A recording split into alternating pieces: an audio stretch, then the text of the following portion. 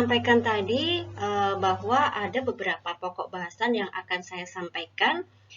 Berikutnya yaitu tanda bahaya atau komplikasi pada ibu dan janin selama masa kehamilan.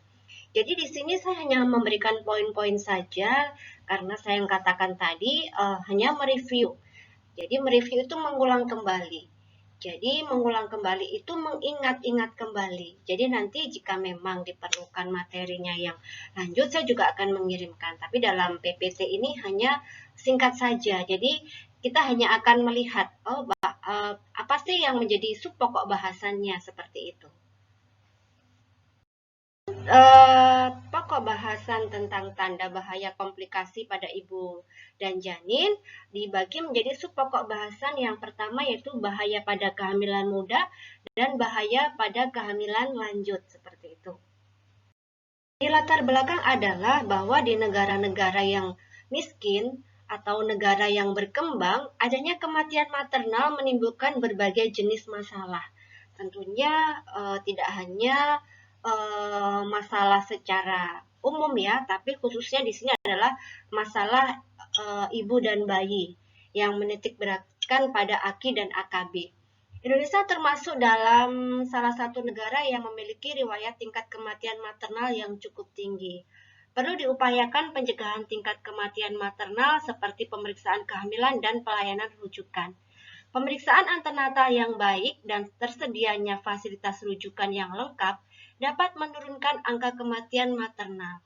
Petugas kesehatan khususnya bidan harus mampu mengidentifikasi faktor risiko yang berhubungan dengan usia, paritas, riwayat obstetrik yang buruk, dan perdarahan selama kehamilan.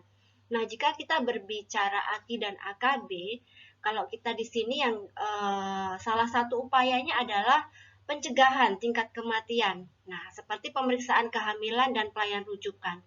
Tapi seperti yang kita ketahui bahwa dalam pemeriksaan kehamilan sendiri itu ada berbagai kendala. Kalau saya berbicara kendalanya saat antenatal care, saat pelayanan rujukan, kemudian fasilitas, saya rasa ibu-ibu di sini akan bisa bercerita, akan bisa berbagi pengalaman. Adakah kendala-kendala selama ini ibu memberikan pelayanan? Tidak usah jauh-jauh, misalkan saat pasien untuk ANC, ada nggak kendala yang bunda ibu-ibu hadapi di sini? Begitu juga saat ANC. Kemudian saat pasien itu mengalami komplikasi, tentunya akan banyak sekali kendala-kendala yang dihadapi. Nah, dari kendala tersebut, itulah salah satu yang menyebabkan kenapa masih tingginya AKI dan AKB. Sebenarnya untuk kasus tingginya AKI dan AKB itu dipengaruhi oleh 4 terlambat ya. Jadi terlambat mengetahui bagaimana keputusannya, mengetahui bahwa dirinya mengalami komplikasi, kemudian terlambat mengambil keputusan, kemudian terlambat menuju tempat pelayanan fasilitas kesehatan, kemudian terlambat mendapatkan pertolongan persalinan. Nah, itu yang kita hadapi. Kemudian jika kita berbicara misalkan di kota atau di daerah-daerah yang sudah strategis ya, mungkin tidak banyak terlambat karena transportasi, karena memang sangat terjangkau. Tapi untuk di daerah-daerah yang masih secara geografi masih jauh dari transportasi, itu masih menjadi kendala. Tetapi di kota pun juga masih menjadi suatu kendala.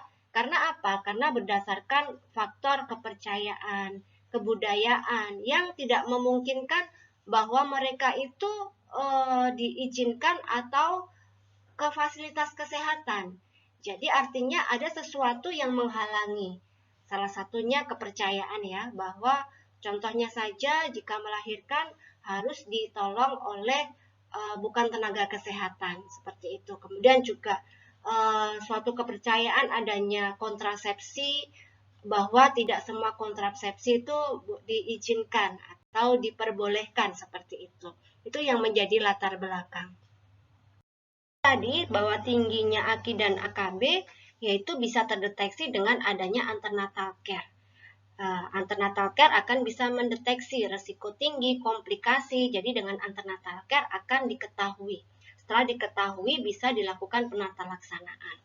Yang di sini bahaya pada kehamilan muda yaitu di sini ada abortus, di sini kita tahu, kita sangat paham yaitu ada imminens, invisient, habitualis, incompletus, dan completus.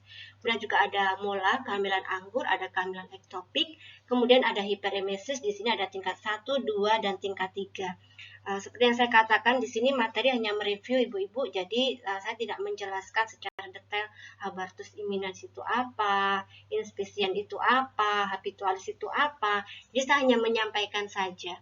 Jadi jika kita sampaikan kan pastinya ada pengertian, etiologi, kemudian penata laksanaannya, faktor penyebabnya apa, kemudian bagaimana cara penanganannya, itu akan sangat lama sekali. Dan itu sudah ibu-ibu semua dapatkan di jenjang D3 sebelumnya. Jadi di sini hanya mereview seperti itu. Selanjutnya, bahaya pada kehamilan lanjut. Nah, di sini ada plasenta previa dan solusio plasenta, nyeri perut yang hebat, penglihatan kabur, bengkak di wajah dan jari-jari tangan, keluar cairan per vagina, gerakan janin tidak terasa, kemudian sakit kepala yang hebat.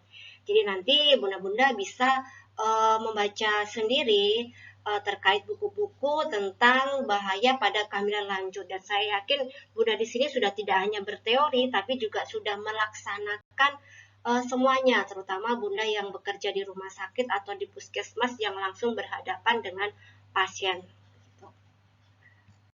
Tadi adalah review materi tentang tanda bahaya pada kehamilan muda dan kehamilan lanjut.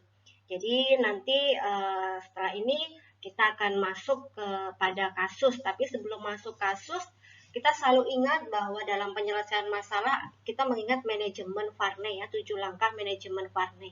Dan selanjutnya nanti kita akan membahas 7 langkah manajemen Varney.